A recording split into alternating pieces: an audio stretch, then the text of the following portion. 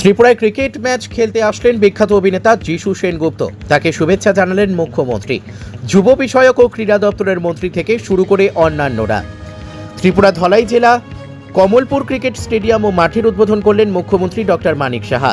রবিবার দুপুরে কমলপুর ইংরেজি মাধ্যম দ্বাদশ ও কৃষ্ণচন্দ্র বালিকা দ্বাদশ সংলগ্ন জায়গায় গড়ে ওঠা কমলপুর ক্রিকেট অ্যাসোসিয়েশনের পরিচালনাধীন ক্রিকেট ময়দান, স্টেডিয়াম এবং ক্লাব হাউসের উদ্বোধন করলেন মুখ্যমন্ত্রী ডক্টর মানিক সাহা। সঙ্গে ছিলেন ত্রিপুরা যুব বিষয়ক ও ক্রীড়া দপ্তরের মন্ত্রী টিঙ্কু রায়, প্রাক্তন মন্ত্রী মনোজ কান্তি দেব সহ ত্রিপুরা ক্রিকেট অ্যাসোসিয়েশনের আধিকারিক এবং প্রশাসনিক শীর্ষ আধিকারিকরা। তবে সবার নজর ছিল প্রীতি ক্রিকেট ম্যাচ খেলতে আসা বেঙ্গল টাইগার দলের খেলোয়াড় তথা চিত্রজগতের খ্যাতনামা অভিনেতা যিশু সেনগুপ্তের দিকে।